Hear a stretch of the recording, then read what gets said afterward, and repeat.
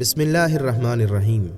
ایک باحجاب خاتون میٹرو میں سوار ہوئی۔ دروازے سے گزرتے ہوئے اس کی چادر ایک جگہ اٹک گئی، جس سے خاتون لڑکھڑائی۔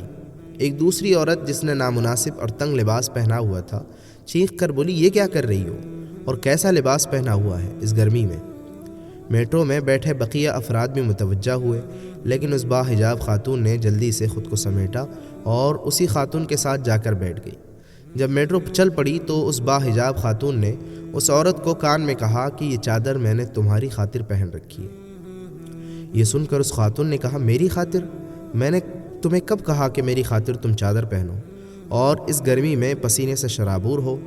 اس نے کہا، بالکل، میں نے یہ لباس تمہاری خاطر پہنا ہے تاکہ اگر ایک دن تمہارا شوہر کہ جس نے تم سے نکاح کیا ہے اور عہد کیا ہے کہ وہ تمہارے علاوہ کسی اور خاتون کی طرف نظر اٹھا کر نہیں دیکھے گا، کبھی تم سے بے وفائی نہ کرے اور میری طرف متوجہ نہ ہو، کبھی میرے حسن کی طرف مائل ہو کر اس کا دل تم سے اچاٹ نہ ہو اور تمہاری ازدواجی زندگی خراب نہ ہو، اس کی توجہ فقط تمہاری ذات تک محدود رہے۔ اس لیے میں نے اپنے اوپر سختی کر کے تمہارے گھر کو محفوظ کیا ہوا ہے۔ میں گرمی کی شدت میں بھی اپنے جسم کی نمائش نہیں کرتی تاکہ کوئی مرد اپنے گھر کی خواتین سے خیانت نہ کرے۔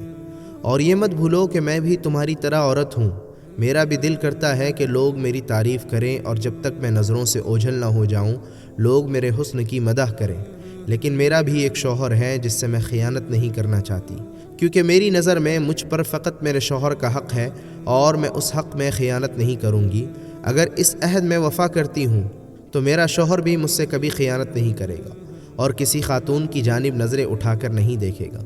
لیکن تم جیسی عورتوں نے کہ جن کے گھروں کی حفاظت ہم اپنے حجاب سے کرتی ہیں، اپنے جسموں کی نمائش کر کے مردوں کو اپنی طرف متوجہ کرتی ہیں اور اپنے حسن کی طرف لبھاتی ہیں، مردوں کی ایک ایک نظر کی بھیک مانگتی ہیں۔ اب تم بتاؤ، اعتراض مجھ پر کرنا چاہیے یا مجھے تم پر؟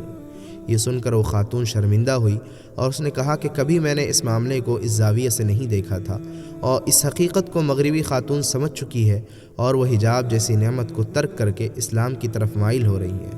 مغرب میں خاندانی نظام تباہ و برباد ہو چکا ہے، مرد کو عورت پر اعتماد نہیں اور عورت کو مرد پر اعتبار نہیں۔ آخر میں یہ کہنا بھی ضروری ہوگا کہ دین اسلام نے فقط عورت کو ہی حجاب کا پابند نہیں کیا بلکہ مرد کو بھی حکم دیا ہے کہ وہ اپنی نظریں جھکا کر رہیں۔ آج کل یہ ہمارے لیے بہت بڑا المیہ ہے جس پہ سنجیدگی کے ساتھ غور و فکر اور عمل کی اشد ضرورت ہے۔